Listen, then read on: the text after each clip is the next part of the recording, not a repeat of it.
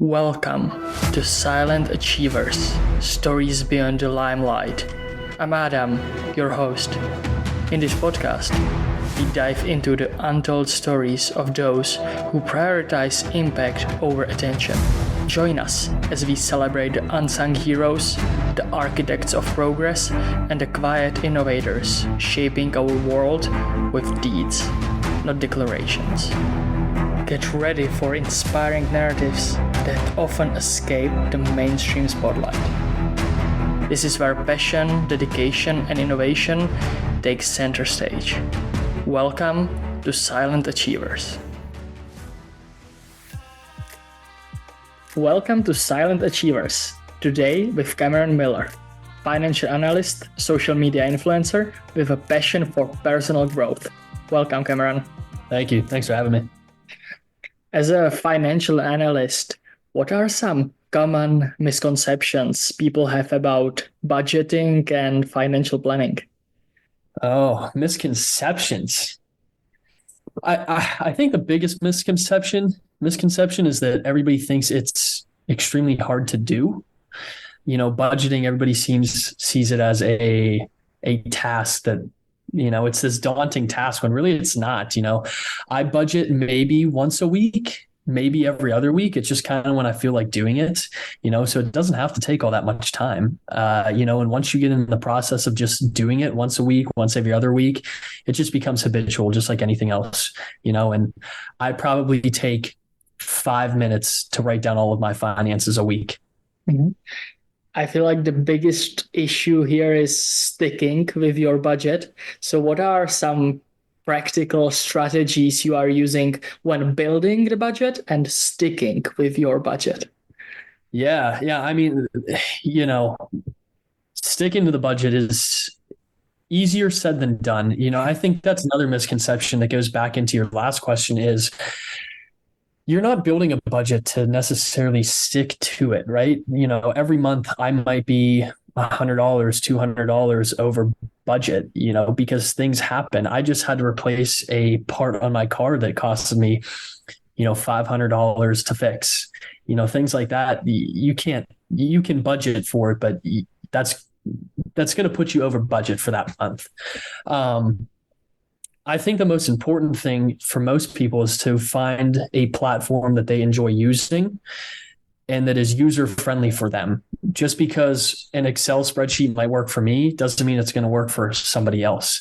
There's plenty of apps out there that track your money that I think is very beneficial. And those are way quicker than manually inputting stuff in a spreadsheet. So you need to find something that's user-friendly, that you're going to enjoy doing, and that's easy to do. Otherwise, you're not going to be able to stick to it. And I think that's why people get so scared, is because, they see it as this big daunting task. And it can be if you're using an Excel, but, if you're using an app, or even a lot of banks nowadays automatically budget your money. Mm-hmm. The bank that I bank with automatically shows me where all of my money goes. And it is almost spot on to when I do it myself in Excel, to the point where I question, should I even be doing it in Excel? Do you use AI anyhow, or can AI help with these things? Oh, I would have to imagine. I know there's a lot of companies out there that are starting to use AI for budgeting, and just, a part of budgeting is automating your investments, right? That's all AI driven at this point. You're supposed to set it and forget it. That's the thing with investing. You're not supposed to be in there day trading. Some people think that it's a game, but it's not. At the end of the day, you want to save for retirement. You want to think long term. I don't personally use any AI per se right now that's helping my investments or helping me budget. But I'm sure there's definitely companies out there that are using AI to automate everything. At the end of the day, I think people have the wrong concept of AI. I think they think it's ChatGPT. You put in an answer and you get a reply. But really, AI is just computer thinking, computer learning. So, my banking app that's automatically putting, let's say I spend $50 on groceries, it's automatically categorizing that. To me, that is artificial intelligence, because somewhere in the background, that software is telling itself, hey, this money was from Walmart. So that has to be groceries. That's AI. So everything that we do, is AI related, whether or not people realize it. Uh-huh.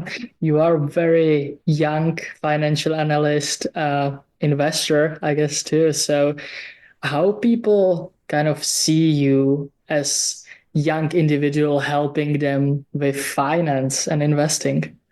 You know, I think a lot of people appreciate it that are our age, but then if it's somebody older, that's I don't run into that situation too often. They think that it's great. The older people think that it's great that I'm starting at such a young age, learning how to budget, learning how to invest, because that's going to set myself up for financial success in the future. And that's what I want other young people to understand, is that it's important to start now, so that when you're 40, 50, 60, 70 years old, you don't have to worry about money. I'd much rather stress about where every dollar goes now. So someday when I'm older, I can write a check for anything and it doesn't have to matter.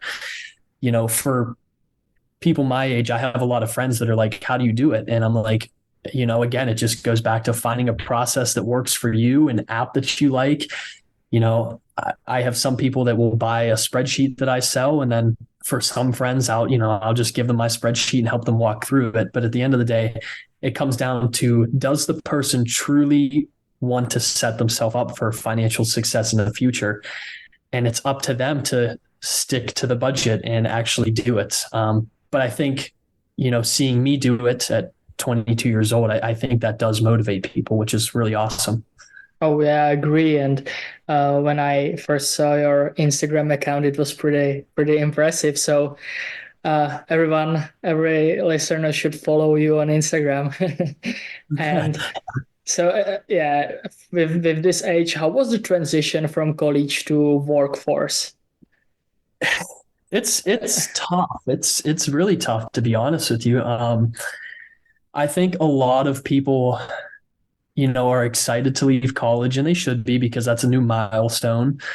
But you don't have the free time that you used to. You don't get to see the friends and family constantly like you used to. A lot of people are excited to go to the corporate office, and newsflash, it's really not all that it's cracked up to be. I mean, you're sitting at a desk 8 hours a day, 5 days a week. And that's if you have a really good work-life balance, which, a lot of people come to find out that they don't have. Fortunately, I'm in a really good spot with a good team, a good manager, and just a good company that has a good work-life balance. But it's definitely an adjustment. The other thing too is some of us are starting to live on our own and have never done that before. And that can be very scary, especially if you move to a new city. You don't know anybody. So it's learning how to navigate that and realizing that you have to get outside of your apartment and you have to meet new people that maybe have nothing in common with you in order to make it. And so, yeah, it's a scary adjustment, but it's easily doable. And I think most people should go through it. Mm-hmm. You mentioned just moving to a new city, and I've seen a lot of videos on your Instagram are related to Charlotte in North Carolina, how to move here, why to move to Charlotte, etc. So did you move to Charlotte? Was it new for you? Or why these videos? Because they are really, really good. And I think people who are thinking about moving to Charlotte can use them pretty well. So how did you come up with this idea?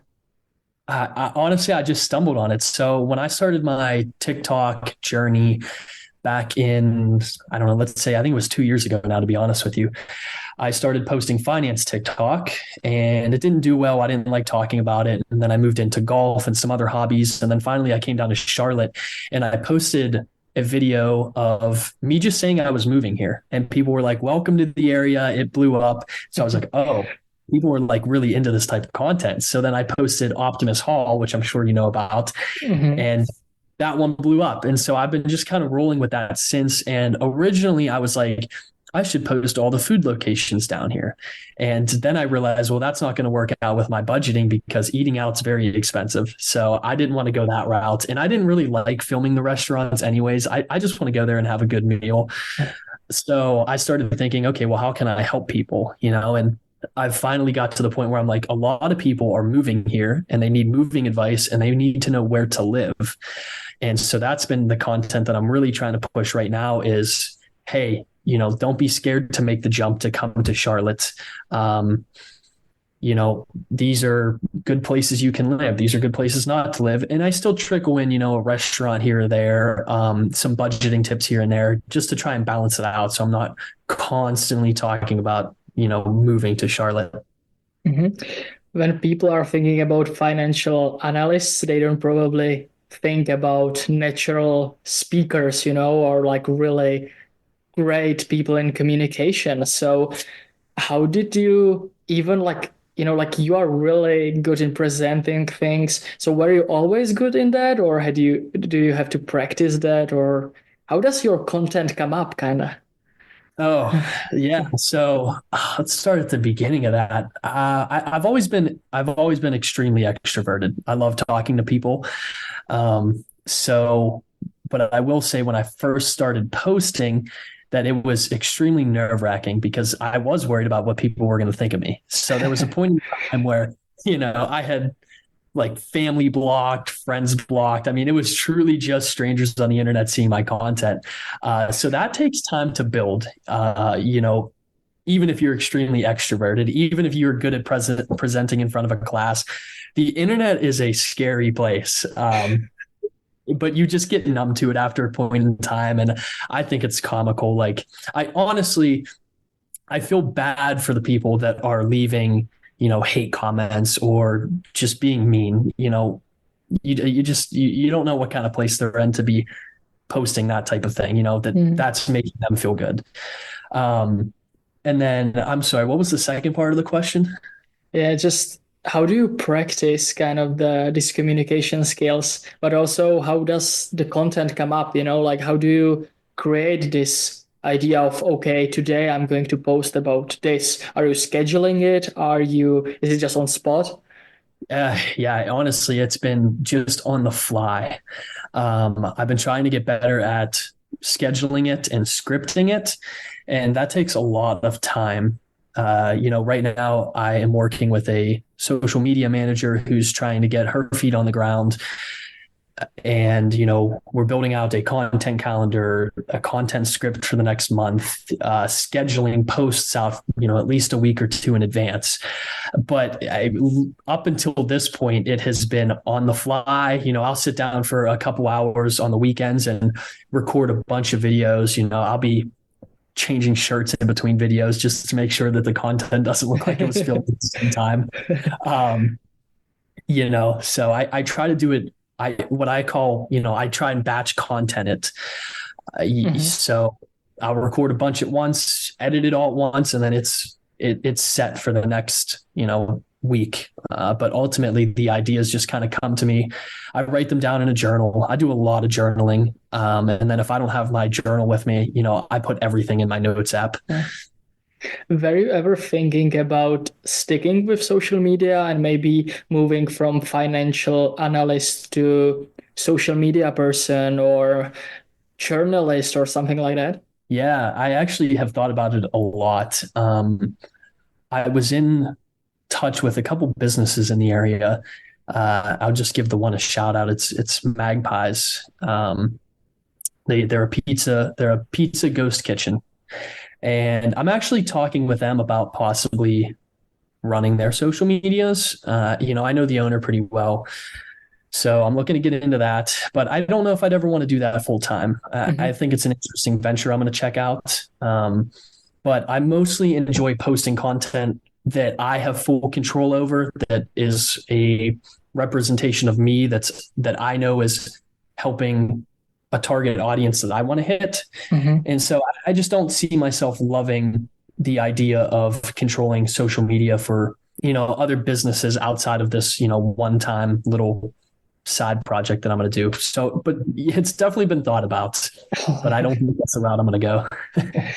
You just mentioned that you know the owner, you can work there. So how important is networking and building these professional relationships in navigating through professional career?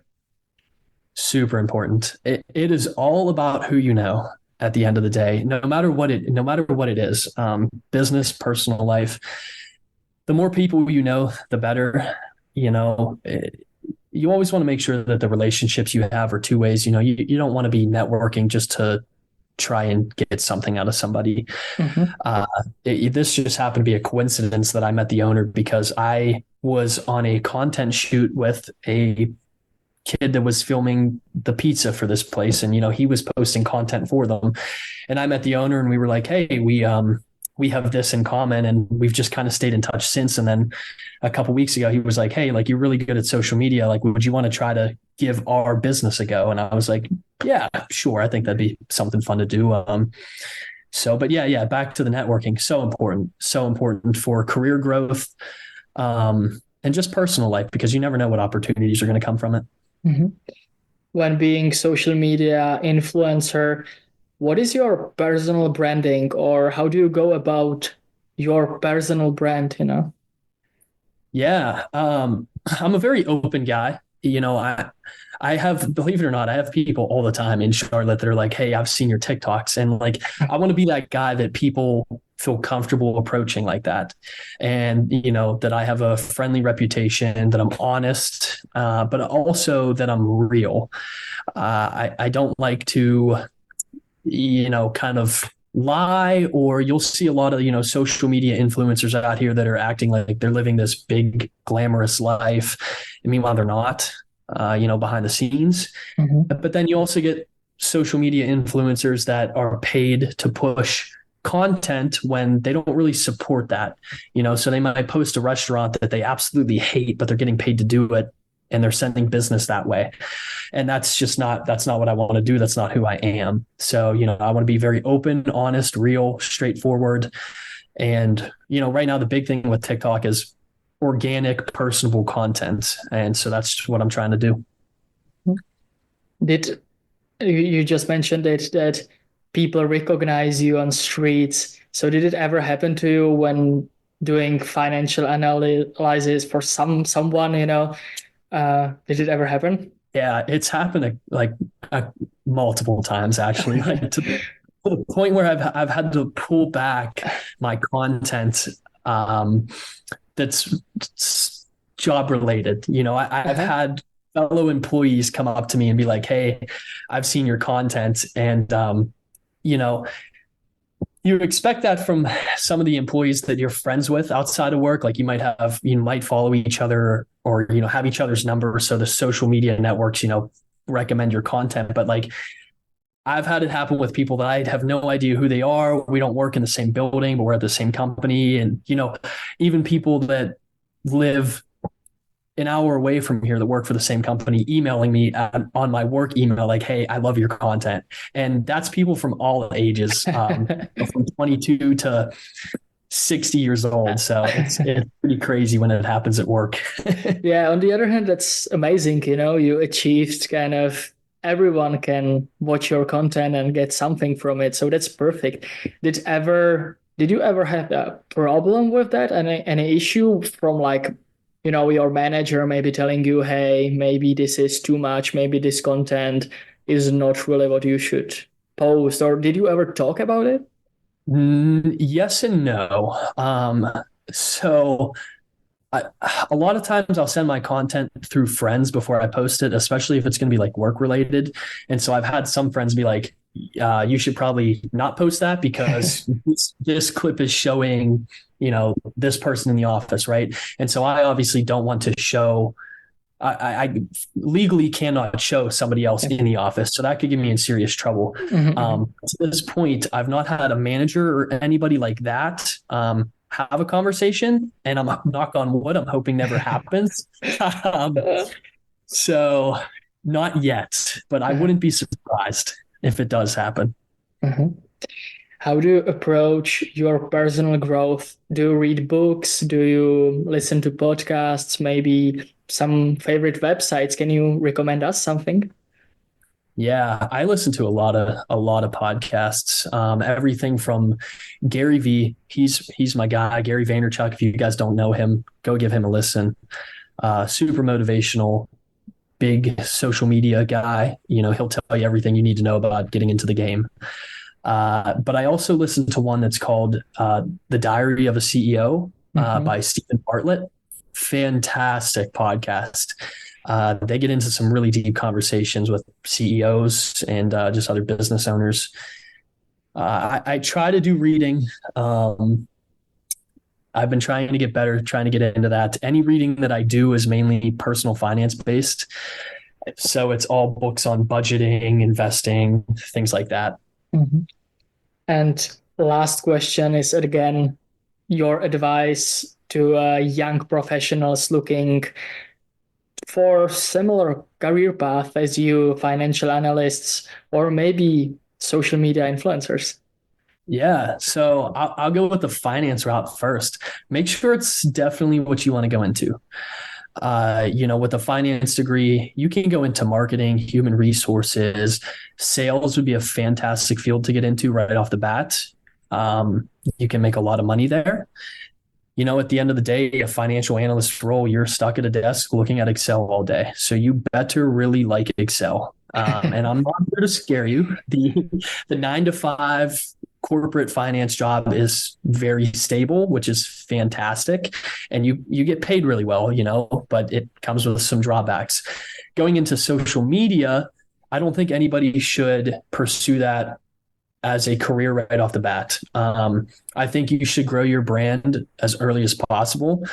Let's say you hit college. I would start posting as soon as you get into college and grow who you are, and don't expect anything from it. You can definitely make money from social media. I know people that have done very well for themselves, but you don't get into it for the money. The money will come. Thank you very much, Cameron. I appreciate your time. Yeah, thanks for having me on. This has been great.